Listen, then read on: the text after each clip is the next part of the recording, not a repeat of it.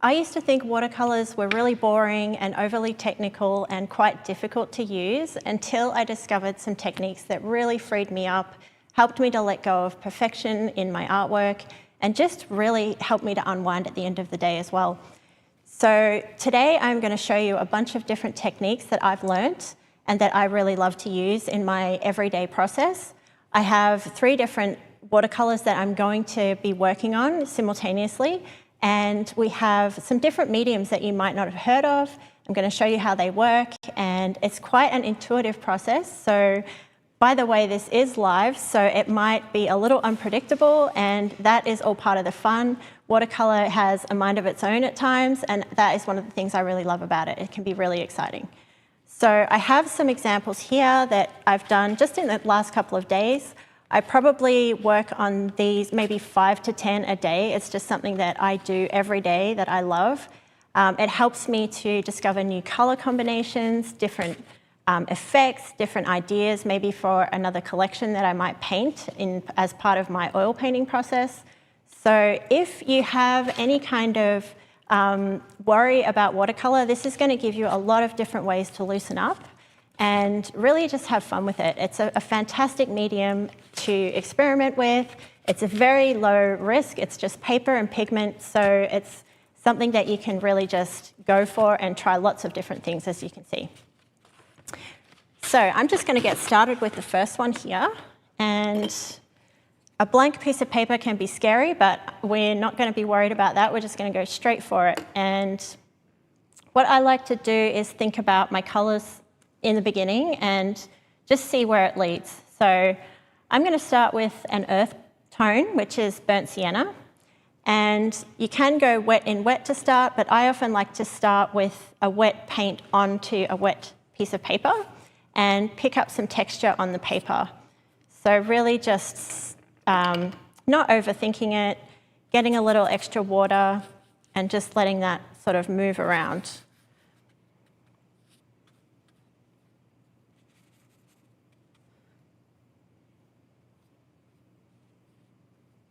Also, we have Jake here. This is live. We have Jake on the live chat, and he'll be answering your questions. If you have anything you want to ask about watercolor, please feel free to pop that in the chat. Hey, Alannah, real quick, Zenobia wants to know if you can use mixed media paper with watercolor. I would caution mixed media paper. I would say that the most important thing that you want to do with watercolor, because you can be fighting with something that has, if it's not 100% cotton, because a mixed media paper is generally made with wood fibers or wood pulp, so that breaks down quite easily under water, and that's why you get a lot of buckling. So I'm using a 100% cotton paper here, and it's a 300 GSM, and it's also cold press, just in case you're interested.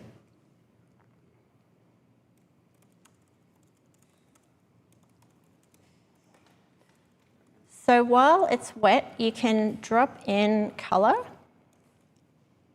and it will just bleed and blend into the wet surface.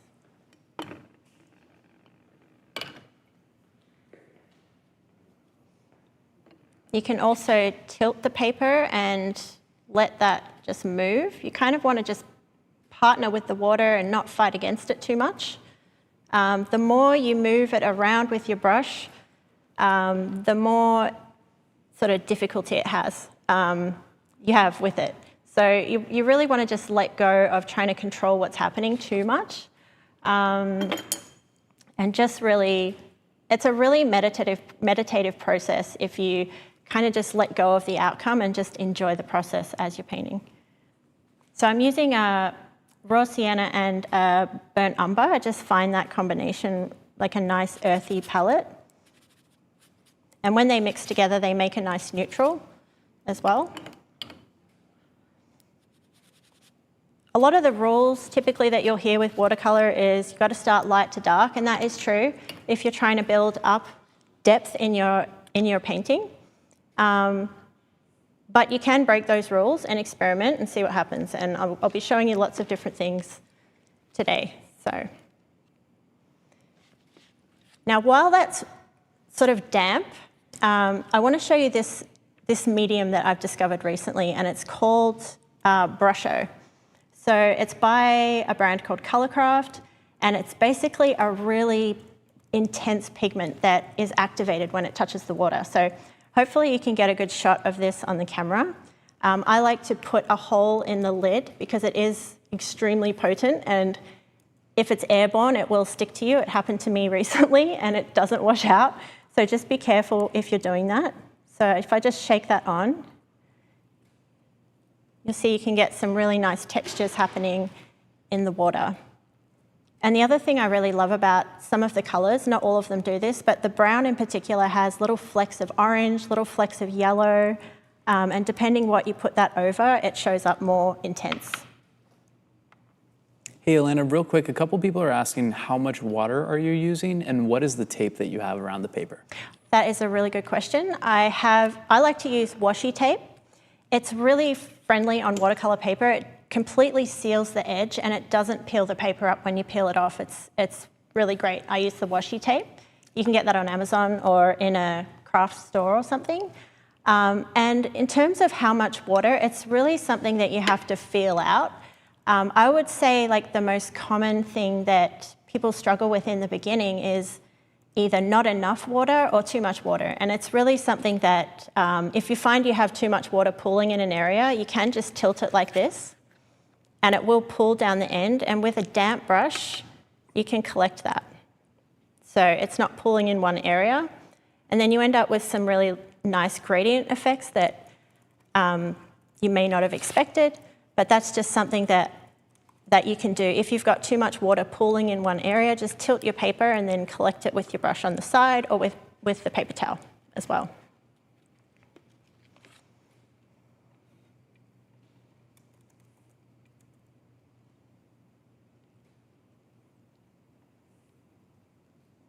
So you can have different consistencies with the watercolor. The thicker it is, the more it's going to sit on top of the wet surface. So this is damp right now. I can see it's got sort of a glisten to it, so it's a really good stage to add some more color in, and that will still go soft and bleed into the wet. So you can see that sort of is feathered. If you want a really sharp detail, you want to wait until those layers are dry. But for the most part, I'm just going to be going wet into wet with this because I love those different unexpected bleeding effects that happen. You can also sort of dot the paint in to get some other effects as well. And if something isn't looking like how you like it, you can also just re-wet it and have that move.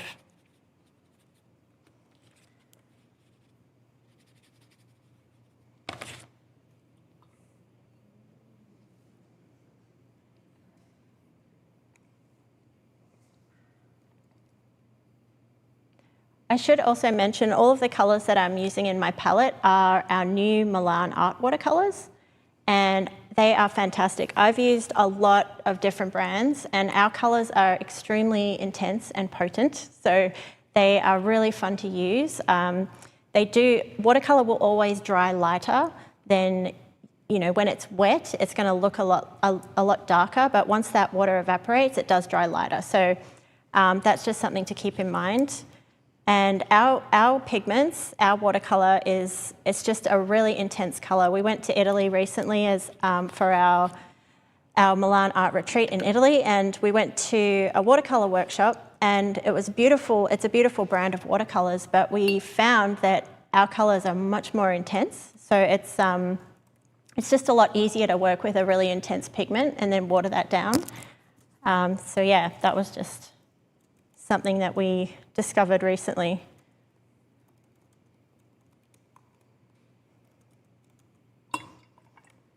You can also take clean water and drop it in areas as well. Not sure if that's going to show up. But I really like blooms happening in the watercolor. I like to let it be a little bit unpredictable and see what happens.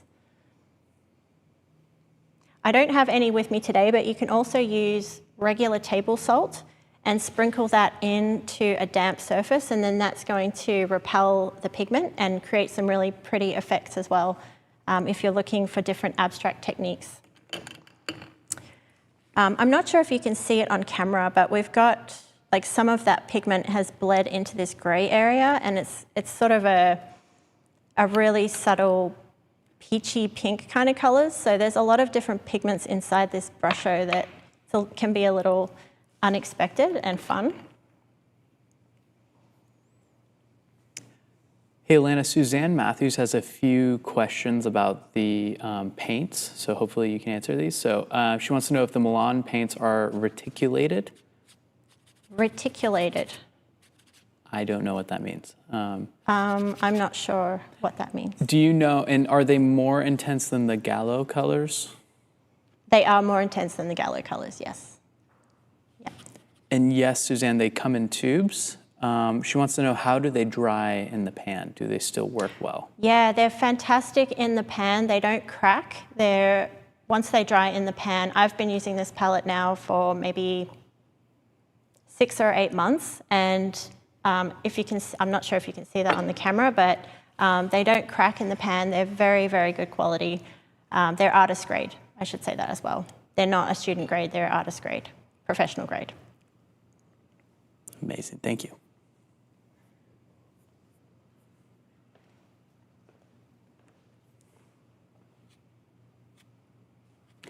What made you fall in love with watercolors originally? I think it was the fact that I have some, I guess, perfectionist tendencies. I have a background in design, so everything has to be really perfect. And so when it comes to painting, like oil painting, mixed media painting, I find myself getting tight very quickly. And this just really helps me to let go of that perfection mindset and just really unwind and just use my intuition much more. And then once I can get into that state, I can take these ideas and bring them into an oil painting. And I find that to be just something I like to do at night, where I'm not having to think really hard about a process or anything. I'm just really exploring and trying to feel what the medium wants to do. The other thing I wanted to say as well, maybe I'll demonstrate it on a different piece, but while it can feel uncontrollable, the pigment won't go where there's no water. So you can have control in that way, in terms of not wanting it to completely bleed all over the place. You keep some areas of the paper white, and then the pigment won't be going in those areas. So I can kind of demonstrate that.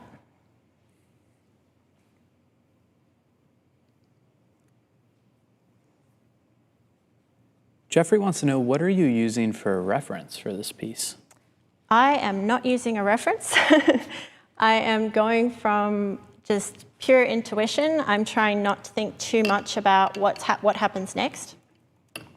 That's part of the process for me, is really just not needing to be glued to a reference image and just go with my instincts. And that's going to look different for everybody.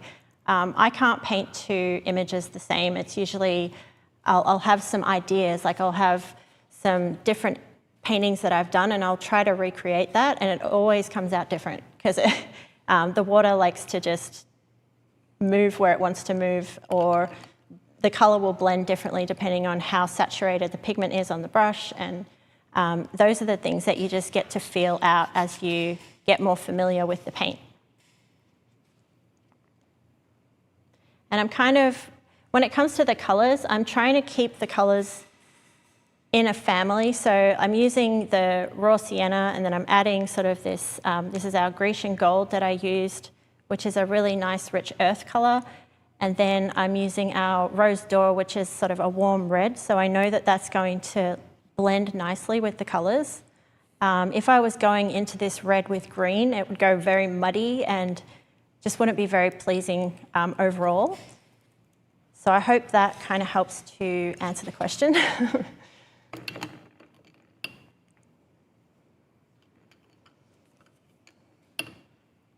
I might try to just switch it out with a different brush.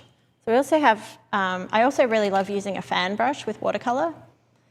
With your brushes, you want to make sure they're really soft brush, because you're working with with paper and water, so you just need something that's soft so that it's absorbent and it doesn't disturb the surface of the paper. So if it's sort of fanned out, you can get some really thin lines. Oops, a little more water.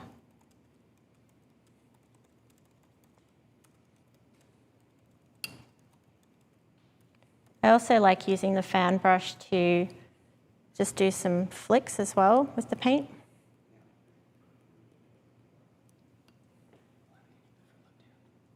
Sorry?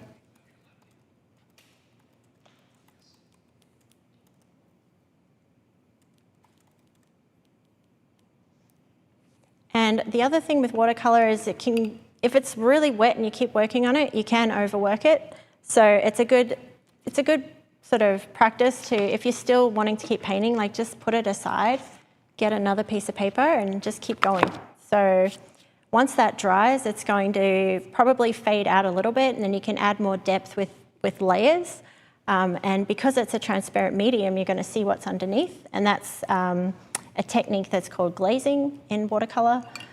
So another technique I would love to show you, and it involves using the paint directly out of the tube and sort of an old store card. I have an old driver's license that I've cut up, and you want to use the paint directly out of the tube for this. So we might stick to my earthy colors right now, but I'll grab some ultramarine.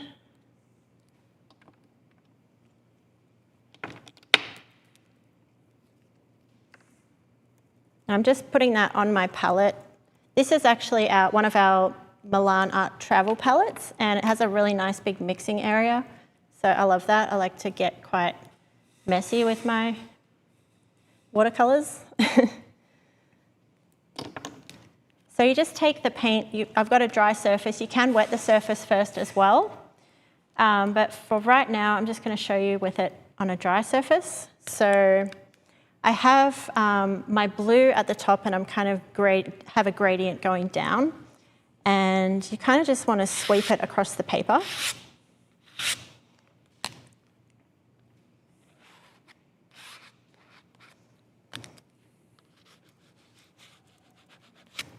So you might not have seen watercolor used like this, and it's just a really fun, free, loose, abstract technique that you can use to start sort of maybe an abstract landscape, and you just want to get that wet. Maybe just bring a very wet brush down into that and let it pick up the pigment.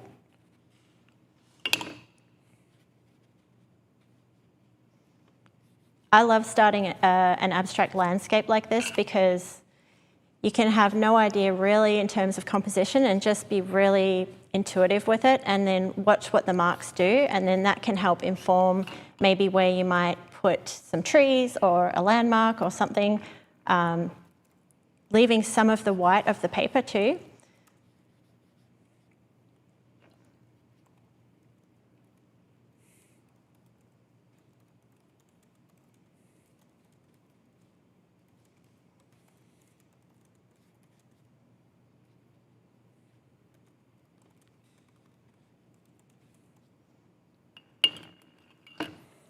Hey, Alannah, so a lot of the people watching might also be interested in acrylics or oils. How would you compare painting with watercolors to acrylics or oils? Let's just stick with acrylics, I guess, because keep it a little bit more simple. And specifically too, in painting an abstract, how does it kind of differ? I feel like it's a lot easier for me to get started like this if I'm just wanting to experiment. It's very accessible, it's very transportable, I can take it anywhere with me. I feel like I need a lot more of a setup when it comes to acrylics, and I'm also kind of limited in my studio at the moment with space. So working like this just really allows me to keep being creative. And in terms of like how does it compare, how does it move, I feel like with the watercolor, because it doesn't have a plastic binder or any kind of unnatural binder. It's the binder that is in watercolor is gum arabic, so it just moves so freely, and it's you get unexpected things happen like this with the granulation of the pigment, and I just find that to be a really beautiful thing. I prefer to work with it with the watercolor in this way. You can work with acrylics in a fluid way as well, but it isn't as, I don't know, it doesn't pick up the texture of the paper the same way. It doesn't have the same sort of translucency with the pigment, in my opinion. Yeah, hopefully that answers the question. In terms of oil, I think watercolor is way more similar to oil in terms of playing around with it in this way, using like a thinner, and being able to translate ideas with watercolor into oil.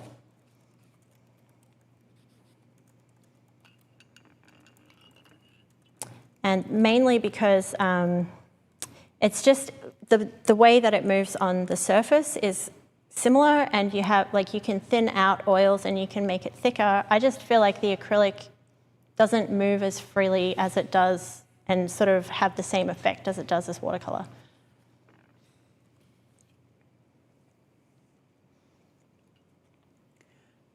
Leah Warren wants to know if you dry brush with watercolors. Yes, I did a bit of dry brush technique on this other piece. You mean dry brushing over the top of another layer? I'm sure, yeah. Yeah, you can use dry brush, and when this sets up a little bit, I will do that with more of an opaque color, and I'll show you. But dry brushing on watercolor paper is basically going, I'll see if I can, I'll use the back of another sheet here and show you. So dry brushing with watercolor is having a fairly thick mixture on your brush, probably like a creamy kind of, maybe like half and half milk consistency, and you move quicker across the surface. So that is going to give you more of a broken texture like you would get with dry brushing on a canvas.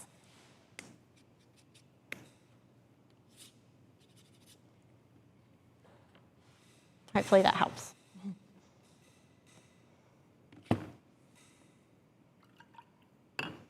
So where did my little card go? There. So you can scratch into it as well.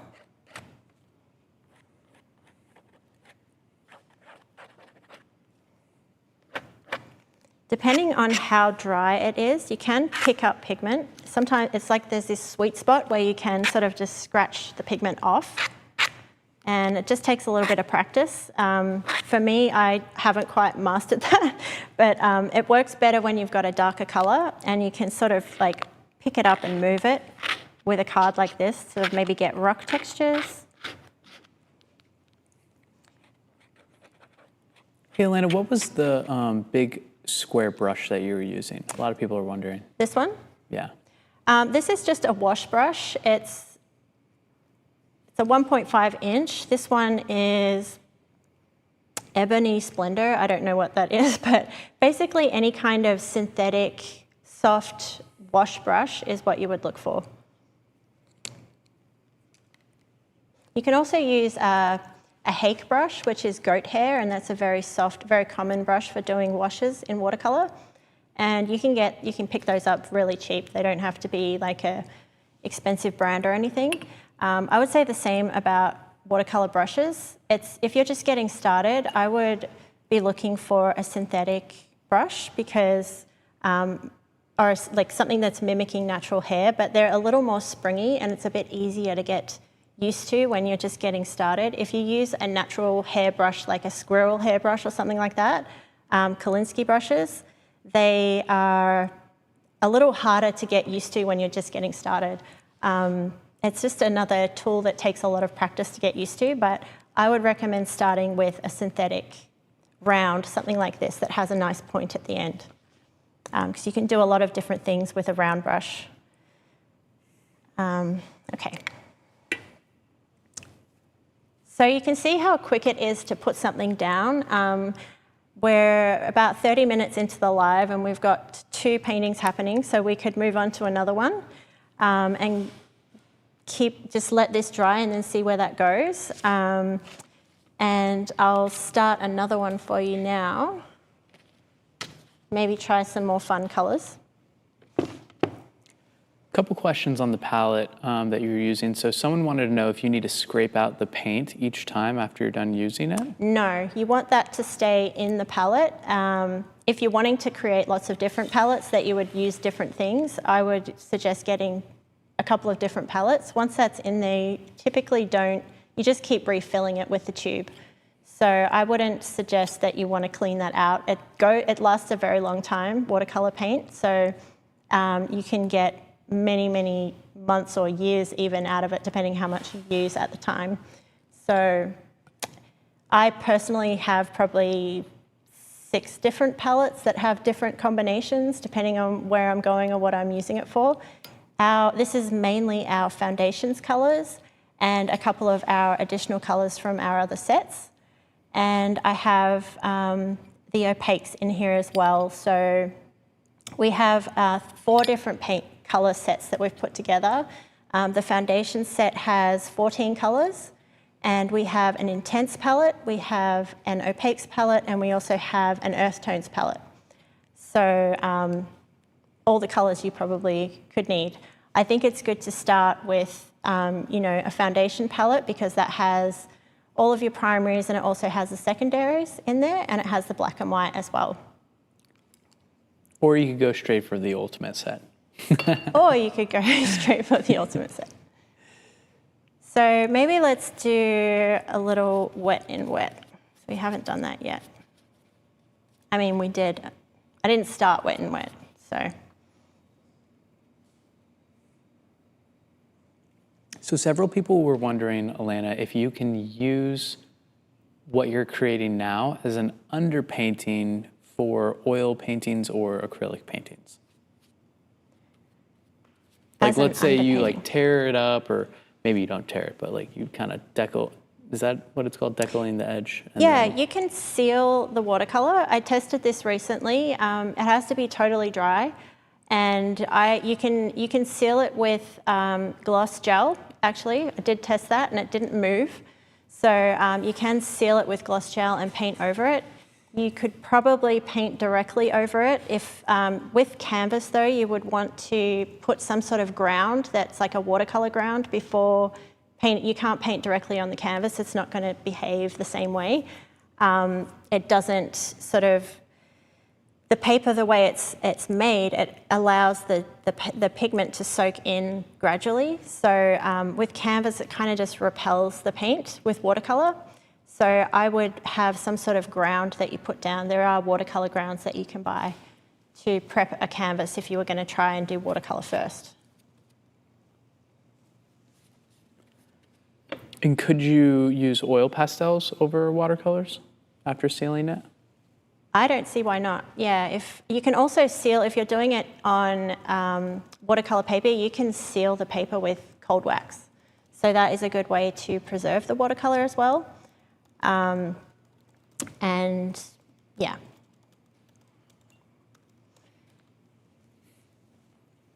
So this is the Scarlet brusho.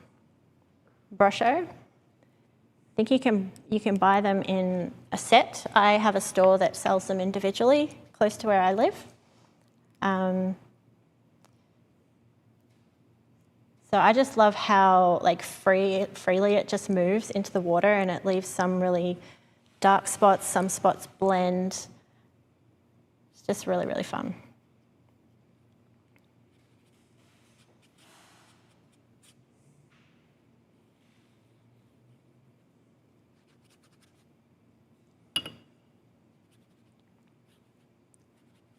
So for someone who feels like watercolor might feel unforgiving, do you, 1, agree with that, or 2, think that it comes down to just learning the right techniques? I think it can be a little scary because usually there's no way to hide with watercolor. It's a transparent medium. If you do something you don't like, it's difficult to cover unless you're going to cover it with opaques or gouache or something like that. So it can feel a little scary. I don't know about unforgiving. I would maybe try to think of it like it's something that you need to partner with and learn how it behaves for it to be something that you can get used to and kind of have some expectations for how it might turn out without feeling intimidated. Like I said in the beginning, it really is just paper and pigment. So it's nothing to be afraid of.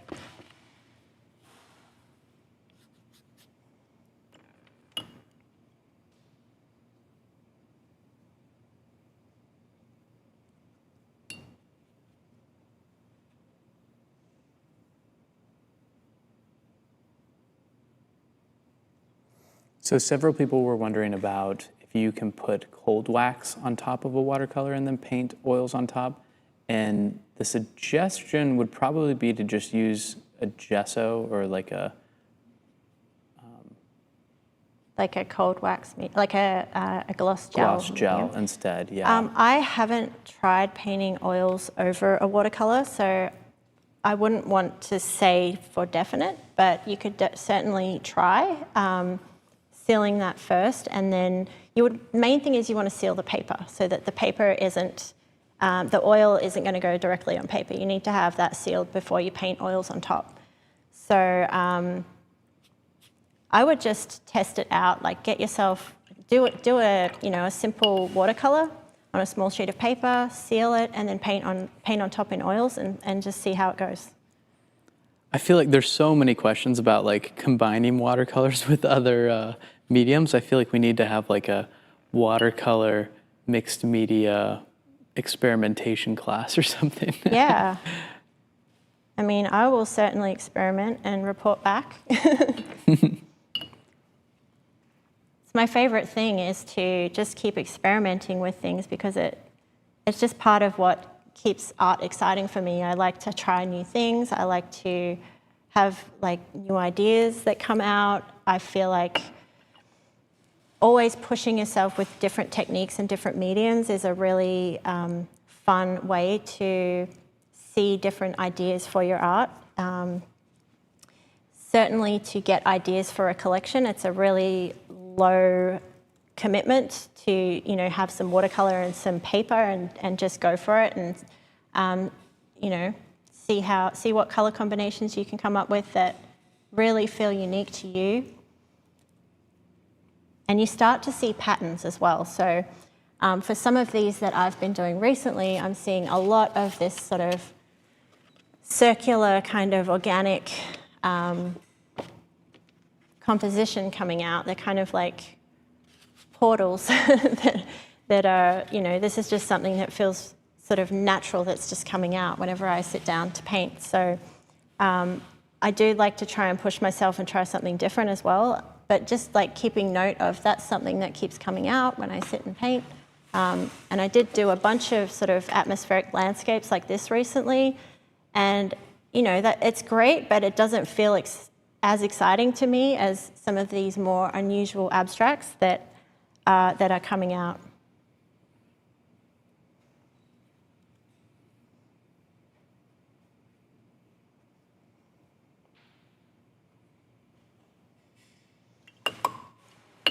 So I do kind of want to dispel a myth as well while I'm here. A lot of watercolor artists really caution you against using white, and I just think it's silly. Why? Why not use white? It's great to try and preserve the white of the paper because it's never going to be as white as that when you're putting white on top, but I really love kind of the misty effect that it gives. So I'm just going to put some on my palette. I like to use it right out of the tube as well because you always get you can mix up your color a lot easier. Once it's dried in your palette, it's harder to get like a nice thick mix going. Not impossible, but more difficult.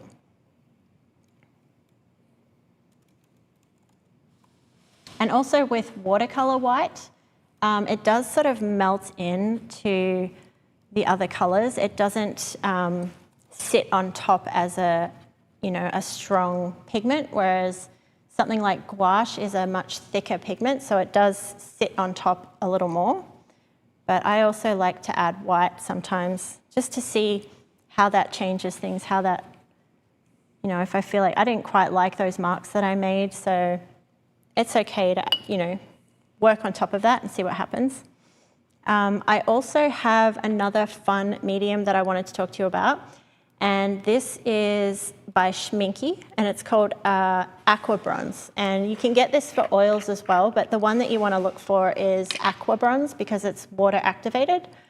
And so the way I like to use it, you can wet it and it will dilute and create a metallic gold, but I need a dry brush. So I like to just grab a little bit of the dry pigment on the tip of my brush and then tap it into the wet. And you can hopefully see that on the camera. You can see sort of it just picking up, you can still see some of the dark underneath, but it's just a really fun medium also to add a little bit of extra sparkle to the piece.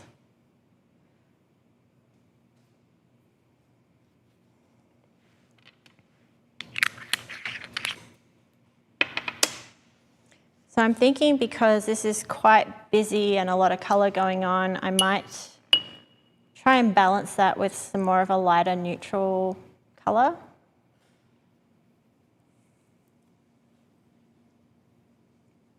And this is one of our colors called Davies Gray.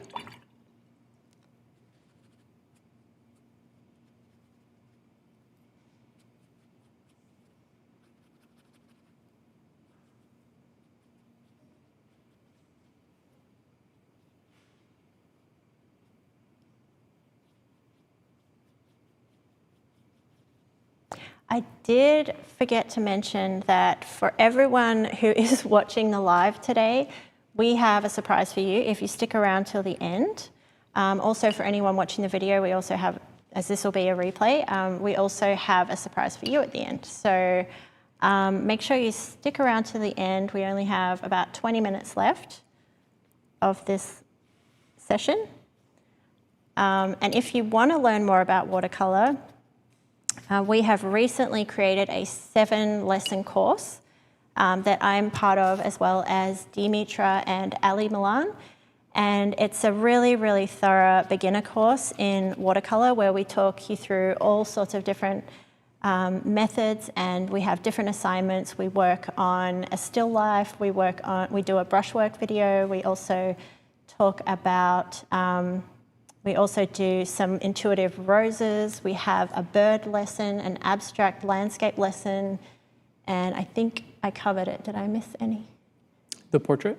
Oh, portrait. We also do a portrait as well. So they're all beginner friendly, but also I think you'll learn a lot, even if you have some experience in watercolor, because it's lots of different techniques that we show you. And just because we're on the subject and someone might, check out, might leave now to go look at the course, I thought I'd mention that just as a spoiler, this is the special surprise for everyone watching, but the first 100 people to get the watercolor course are going to get $100 off. So if you use the code FLOW100 at checkout, then you will get $100 off this Watercolor Foundations course, which is not just 7 lessons, it's 7 projects, right? It's one warm-up lesson and then 6 projects that you will create. So 6 different beautiful watercolor paintings and different processes that you'll be able to create at the end of the Watercolor Foundations course. We've been getting such amazing feedback. Just some of the people in the chat here have been telling us how much they love the Watercolor Foundations course already. So, awesome. That's great. Kelly loves it. Paint with Lisa loves it. Teresa Power loves it.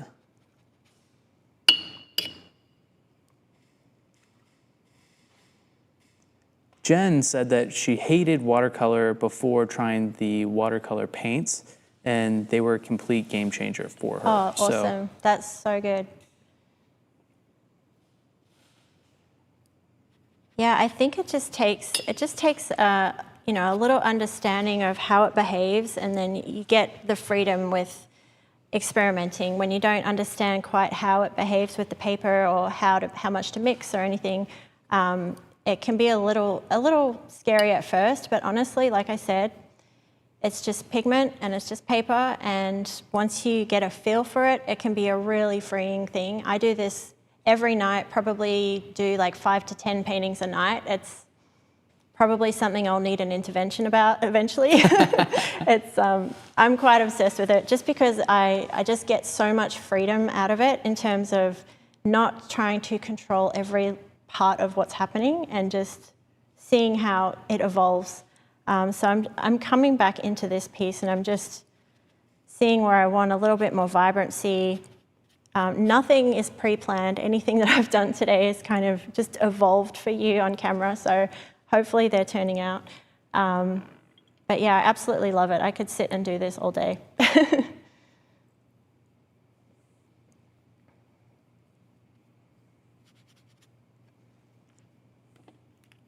Few more people saying that they love the course. So Alexandra said, I already purchased a watercolor course and I love it, all caps, so grateful. Yeah, this is something new that we're doing at Milan Art because we had a lot of people showing interest in watercolor, and yeah, so it was great for us to, you know, put some instruction behind it and put something there as part of your process. That's another thing I wanted to say, in helping to discover new parts to your process and for your voice as well. If you're in the mastery program, it's these types of studies and expressive sessions that you do with watercolor can really help unlock some things in your voice as well and help you to take that into your portfolio. It's such a great way to quickly experiment with color palettes too. Yeah. And it's clean, it's easy to clean up. It's just, like I said, water and pigment. You can take it with you. It's not difficult to pack up once you're done. You know, it's a very relaxing thing. I love watercolor. And if you find a look that you really love with the watercolors too, you can emulate it pretty well with acrylic inks too, right? Yeah. So you can translate that same sort of fluid, yeah. The language that you're creating with the watercolor pigments and the water to one of your larger mixed media pieces too, aside from just painting on top of watercolors.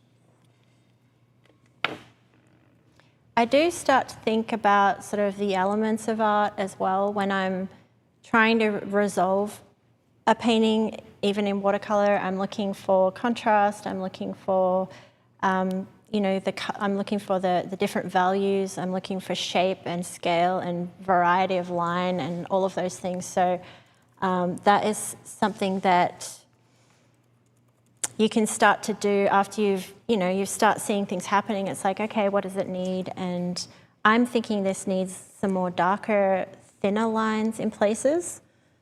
So you can take a script brush, or you can take the fan brush, but just to sort of lead the eye around.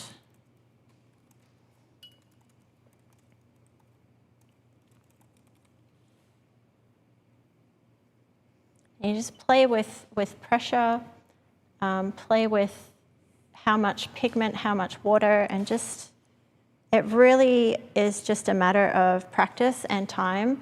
It doesn't always turn out how you hoped or how you thought it would, but honestly, it's just like every other thing. It takes time and takes practice, and pretty soon you'll start to have a really good, comfortable understanding of what's, how to work with how much water, how much pigment. When to stop. Sometimes I don't know when to stop. So. Patricia said, I don't have much patience, so maybe this would be therapeutic for me. I love how the colors look, and I love the idea of while you wait, you can start another painting. Yeah. I like to work on these watercolor blocks because they're glued all the way around except for one little opening. And so it keeps it nice and flat. And I usually have like 3 or 4 of those on the go. And then once I'm done, I just take a palette knife. Not sure if you can see, take a palette knife and just slide it around the edge, and that you have a new sheet of paper underneath. So what might be fun, I feel like this could be done. It's quite wild. It wasn't what I was expecting. But again, like I said, you don't always need to know how it's going to turn out. So with this one, I feel like I could add a little more depth in there. I'm just using Payne's Grey. And because this is dry, you can get a little more of a sharper detail in places. Or you could just take some clean water. I was trying to keep this jar clean, but I've mixed it up. And just sort of soften the edge.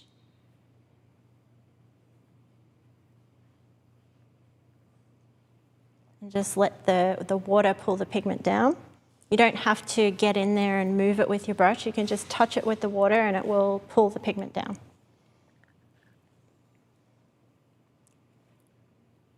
So Lauren Johnson said, I just finished the Abstract Floral Masterclass. Could you do a similar thing with watercolors? Oh yeah, I love doing abstract florals in watercolor. It's another really fun one. Maybe we'll do another live on abstract floral. But Dimitra is the flower master, so maybe she can do that at a later stage.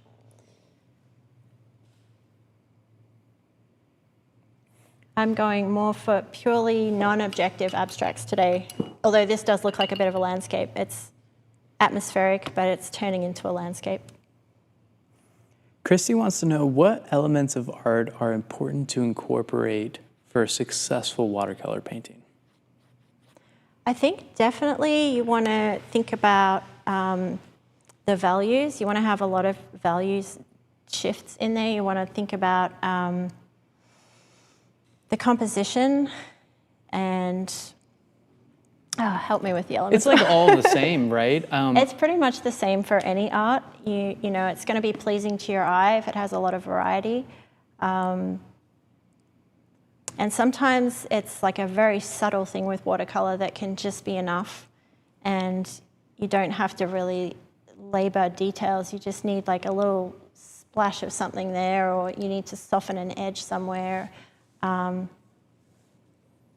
It's such a good question. I feel like it makes me think that if you want to make watercolor paintings that stand out too, to like look at what elements aren't obvious within the medium. So like with watercolor, because everything bleeds, I feel like lines tend to not be as sharp, right? So if you have a good variety of line within watercolor, then it can create that kind of crispness. And, you know, it requires drying and, you know, waiting for it to dry rather, and maybe using a little bit less water with it, with the pigment, so you get those tighter lines and a finer tip brush. Or you could use what Alannah did before with the card scraper and kind of scrape into the watercolors to get those lines too, and the variety of line. But, you know, variety of shape, right? Color transitions. Scale. Scale, yep. Depth. Yeah, you need variety in all sorts of things. So the intensity of the color, you don't want it to all be flat. You need, you know, some areas that are a little more vibrant. I think too with watercolor, what can make them really beautiful is having what they call lost and found edges. So having colors bleed into each other, and maybe there isn't an edge there, and maybe there's a sharp edge, and just playing around with letting an edge be lost and letting the eye fill in the details. I think learning with watercolor in an abstract way, sort of just playing with the different consistencies and the different amounts of pigment is a really good way to then, if you're wanting to make something more representational and learn how to, you know, get the different layers down for something that is, you know, maybe a bird or a portrait, then it's a good way to start because you're getting a feel for the medium, you're loosening up.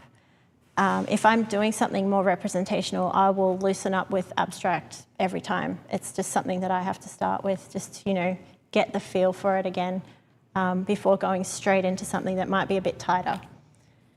Yeah.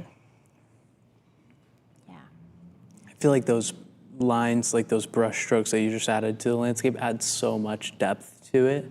Yeah, sometimes it just needs a tiny little touch of something. I didn't show you as much with the brusho as I was hoping, but we have a little bit of time left, but it is such a fun medium to play with. Do I have time to start? Yeah, okay. Go for it. Okay. So I might, before I do, I'll just peel the tape because that's always fun to see. Just to have a nice crisp edge. And you can see how easily the tape peels off. And there's no bleeding onto the paper.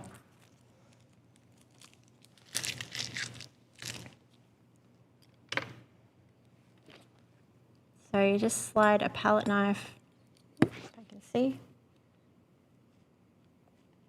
This is very valuable information right here. Because when I've done watercolor on Dimitra's, what do you call those paper blocks? It's just a paper block, yeah. Yeah, I ripped Oh, you did? once. And, oh, no. It was unfortunate. It wasn't hers, thankfully. I ripped my own, so.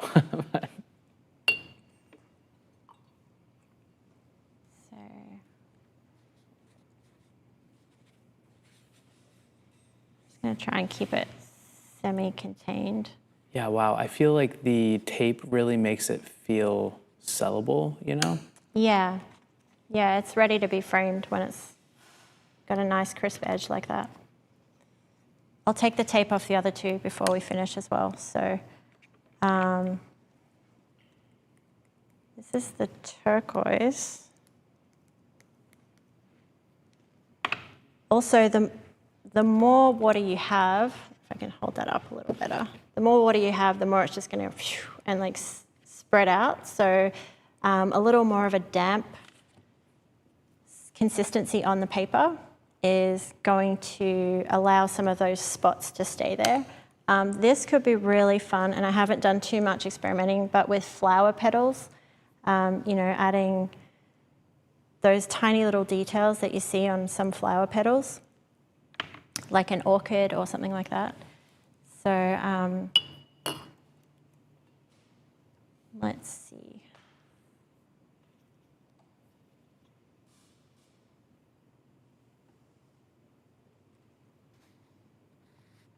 I also like to sometimes make sort of a dry brush mark and then just wet that and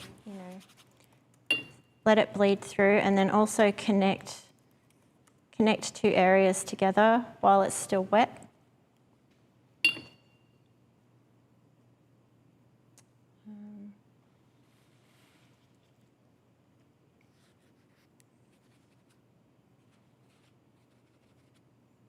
Kind of looks like a donut. I wasn't going for that. That's okay. I'm just trying to show you the brusho right now. So the scarlet into the turquoise is really pretty. Better than macaroons.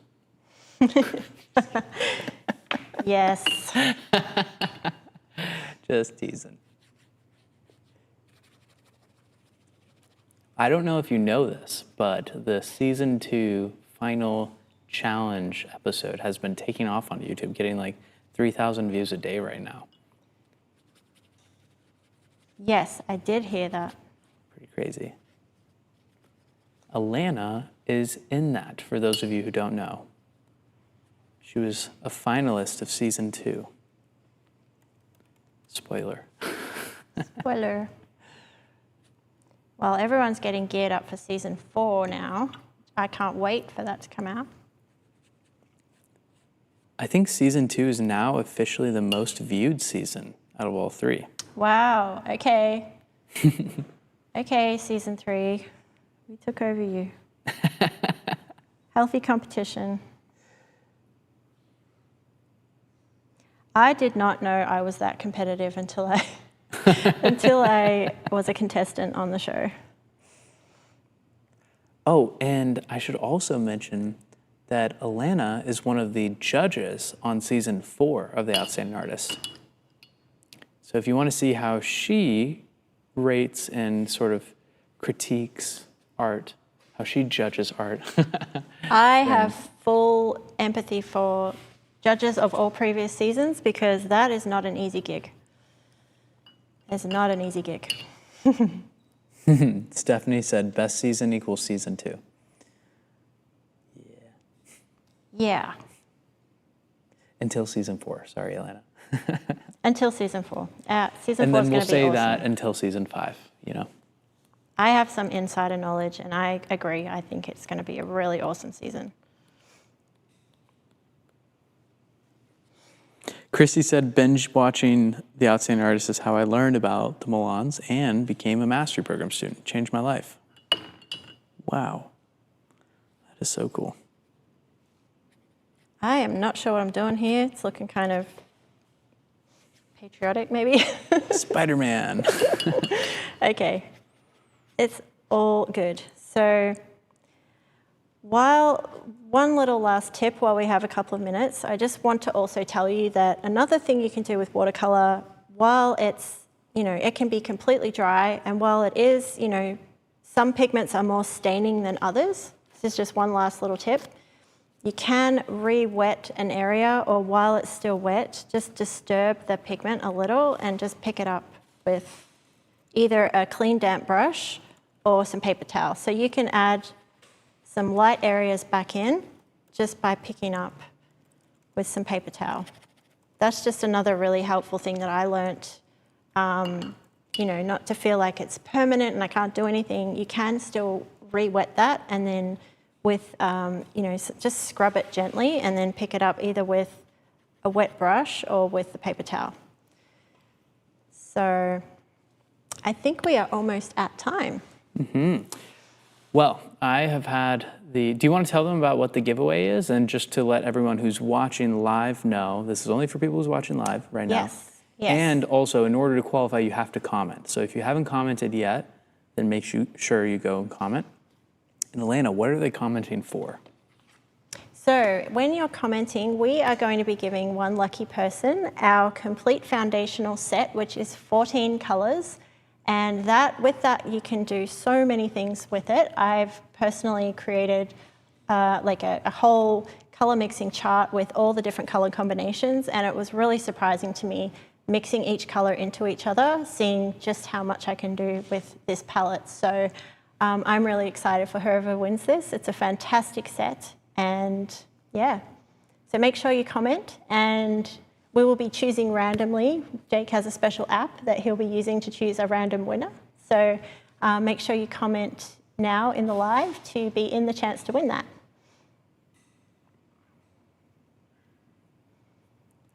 Okay, wow, we got a ton of comments. All right, I'm gonna start choosing.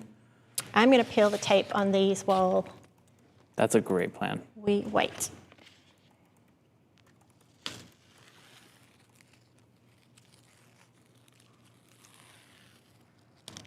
Okay, I think this is the most participants we've had.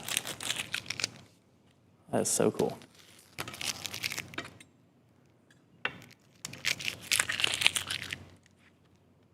Oh, cool. Okay, I have the winner. Whenever you're ready, Alannah. Okay. I just have one more to do. So there you go. Okay, hopefully they're still watching, because I kind of ran the giveaway a little different this time. I opened up the giveaway at the very beginning of the live, so everyone who's kind of watching throughout. So you have to be here and you have to see this in order to win. So if you're not here to claim it, I'm sorry, we're gonna have to choose someone else. But the winner is Art Diva, Yvette. So congratulations. The winning comment is looking forward to season 4, love the outstanding artist. That's awesome. Awesome. Well, thank you so much for joining today. I hope this helped to open up some ideas for you, and we would love to see what you create. So make sure you tag us on social media, and we'll see you next time.